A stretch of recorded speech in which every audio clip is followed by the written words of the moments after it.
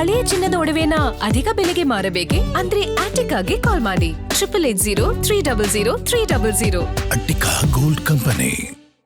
Dhurandhar cinema effect D company ಮತ್ತೆ active ಆಗಿದೆ. ಮುಂಬೈನಲ್ಲಿ ದಾವೂದ್ ಕಂಪನಿ ಮತ್ತೆ ಆಕ್ಟಿವ್ ಆಗಿರುವ ಬಗ್ಗೆ ಮಾಹಿತಿ ಸಿಗ್ತಾ ಇದೆ.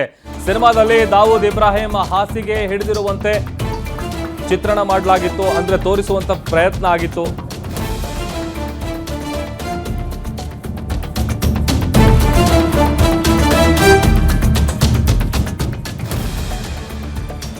ಭಾರತದ ಗೂಢಾಚಾರರಿಂದ ದಾವೂದ್ಗೆ ವಿಷಪ್ರಾಶನ ಮಾಡಿದಂತಹ ರೀತಿಯಲ್ಲಿ ಚಿತ್ರಿಸಲಾಗಿತ್ತು. ಸಿನಿಮಾ ನೋಡಿ ಡಿ ಕಂಪನಿ ಸಿಟ್ಟಿಗೆದ್ದಿದೆ ಎಂಬ ಮಾಹಿತಿ ಸಿಗ್ತಾ ಇದೆ.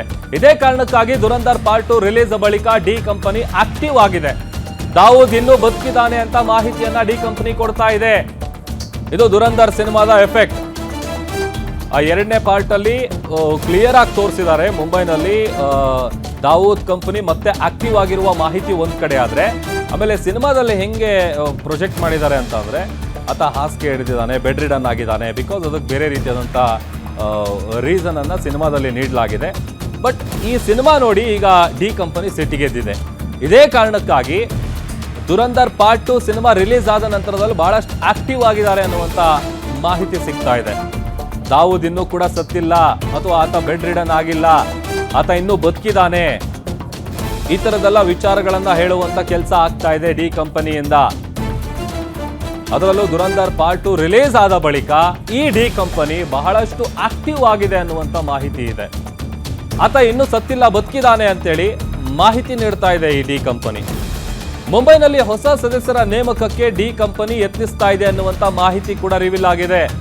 ಹೊಸ ಸದಸ್ಯರ ಮೂಲಕ ಮುಂಬೈನಲ್ಲಿ ಹೊಸ ಮಾದರಿಯ ಉಗ್ರ ದಾಳಿಗೆ ಸಂಚನ್ನ ರೂಪಿಸ್ತಾ ಇದ್ದಾರೆ.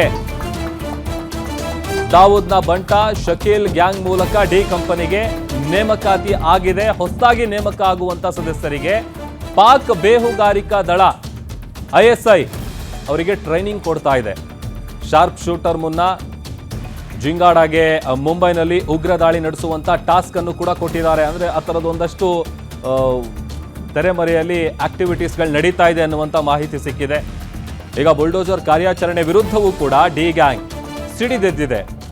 ದುರಂಧರ್ ಸಿನಿಮಾ ಹೊರಗಡೆ ಬಂದಾದ ನಂತರದಲ್ಲಿ ಪಾಕಿಸ್ತಾನದಲ್ಲಿ ಎಷ್ಟರ ಮಟ್ಟಿಗೆ ಭಯ ಹುಟ್ಟಿಸಿದೆ ಅಂತೇಳಿ ಸೋಷಿಯಲ್ ಮೀಡಿಯಾಗಳಲ್ಲಿ ಕೂಡ ಸಾಕಷ್ಟು ವಿಡಿಯೋಗಳನ್ನು ನಾವು ನೋಡ್ತಾ ಇರ್ತೀವಿ.